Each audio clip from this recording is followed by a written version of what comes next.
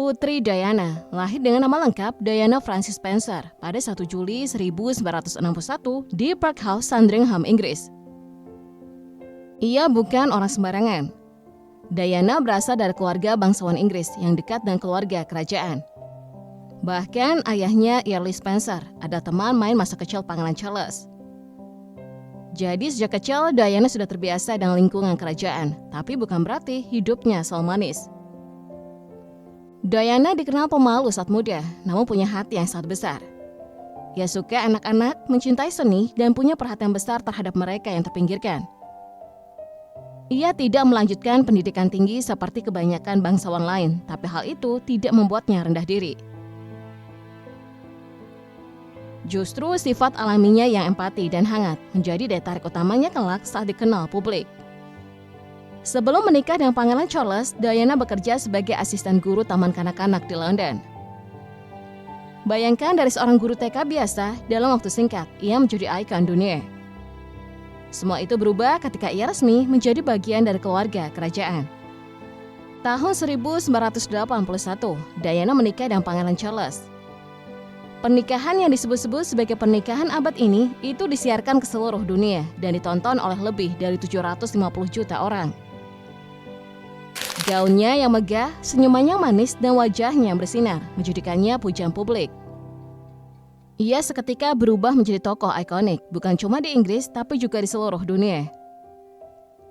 Tapi seperti banyak dongeng yang tampak sempurna dari luar, kehidupan Diana di balik layar tak seindah yang dibayangkan. Meski terlihat seperti pasangan bahagia, hubungan Diana dan Charles penuh dengan gejolak. Charles ternyata masih menjalin hubungan dengan mantan kekasihnya, Camilla Parker Bowles, bahkan setelah menikah dengan Diana. Hal ini perlahan menghancurkan perasaan Diana. Ia pernah mengatakan ada 3 orang dalam pernikahan ini, jadi agak sesak. Kalimat ini diucapkan Diana dalam wawancara BBC yang menggemparkan dunia pada tahun 1995. Pernyataan tersebut mengungkapkan secara terang-terangan bahwa rumah tangga mereka sedang tidak baik-baik saja. Hanya itu, Diana juga mengalami tekanan mental yang luar biasa. Ia berjuang melawan depresi, bulimia, dan perasaan kesepian yang dalam. Di tengah semua itu, ia tetap berusaha menjalankan tugas-tugas kerajaannya, menghadiri acara publik, dan menjadi ibu terbaik bagi kedua putranya, Pangeran William dan Pangeran Harry. Namun luka yang terus menganga akhirnya membuat pernikahan ini tak bisa diselamatkan. Pada tahun 1996, mereka resmi bercerai. Setelah perceraian itu, Diana kehilangan gelar Her Royal Highness, tapi tidak kehilangan hati rakyat. Justru citranya semakin kuat sebagai putri rakyat, sosok bangsawan yang manusiawi dan dekat dengan semua kalangan.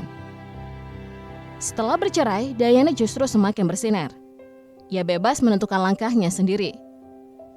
Diana terlibat aktif dalam berbagai kegiatan kemanusiaan, dari isu HIV/AIDS, tunawisma, hingga kampanye anti ranjau darat yang membuat dunia terkesan. Ia tak segan menyentuh pasien AIDS secara terbuka di masa ketika stigma terhadap penyakit itu sangat tinggi. Sikap ini menunjukkan betapa besarnya empati dan keberaniannya. Dalam kehidupan pribadinya, Diana kemudian menjalin hubungan dengan Dodi Al-Fayed, seorang pengusaha keturunan Mesir, putra dari miliarder Mohammed Al-Fayed. Hubungan ini menuai banyak kontroversi, terutama dari pihak kerajaan dan media Inggris. Namun Diana tampak bahagia. Ia terlihat lebih bebas, lebih santai, dan tidak lagi berada dalam bayang-bayang institusi kerajaan. Tapi kebahagiaan itu tak berlangsung lama. Pada 31 Agustus 1997, dunia dikejutkan oleh kabar yang tak terduga. Putri Diana meninggal dunia dalam sebuah kecelakaan mobil di Paris. Mobil Mercedes-Benz S280 yang ditumpanginya bersama Dodi dan sopirnya, Henry Paul, menabrak pilar di dalam terowongan Pont de Alma. Diana dan Dodi tewas, sementara pengawal satu-satunya yang selamat mengalami luka parah. Dunia seakan berhenti, tangisan rakyat Inggris menggema. Karangan bunga membanjiri depan istana Kensington dan lebih dari 1 juta orang turun ke jalan untuk mengenang Diana.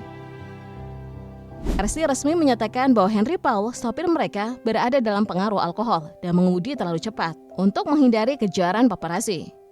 Tapi apakah itu seluruh kebenarannya? Sejak hari pertama setelah kematiannya, teori-teori konspirasi mulai bermunculan. Beberapa di antaranya bahkan datang dari keluarga Al-Fayed sendiri.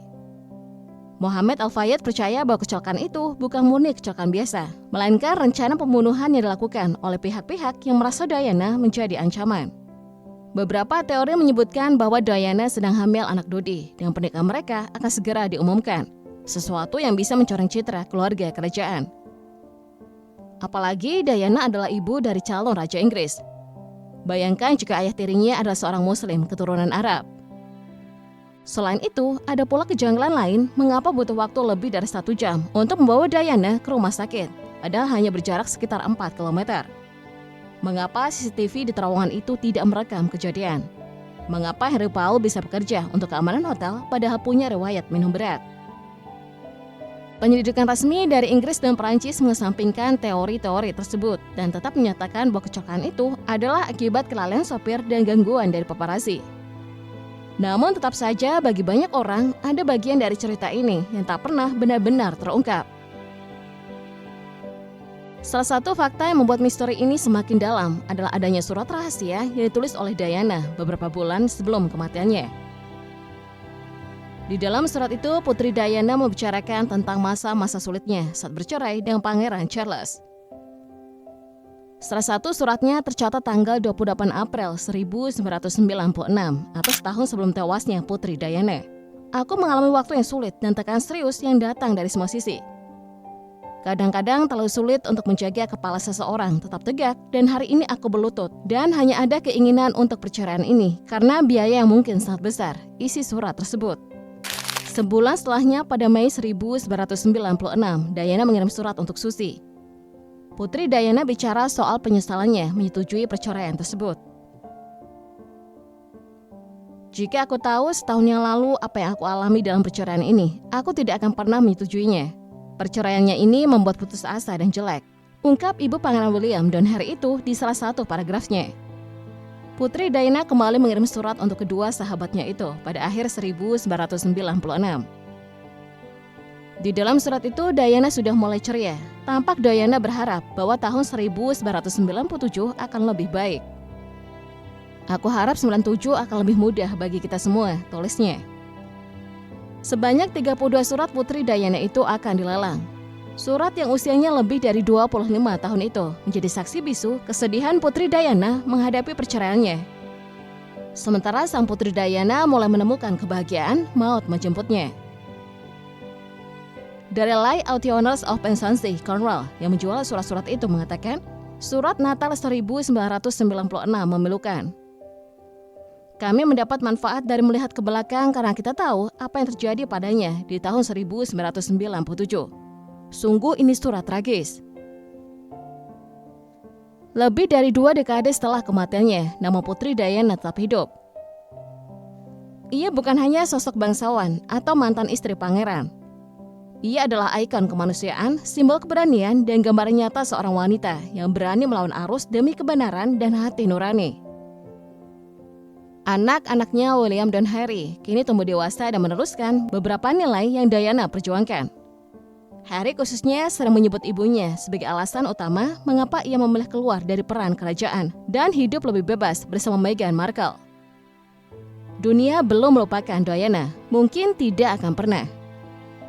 Putri Diana adalah gambaran sempurna bahwa tidak semua yang bersinar itu bahagia. Ia menunjukkan bahwa cinta, kesetiaan, dan keberanian bisa datang dari seseorang yang terus dihantam badai. Kisah hidup dan kematiannya akan terus menjadi bahan diskusi, perenungan, dan inspirasi. Karena ia bukan hanya putri dari Wales, tapi putri dari hati.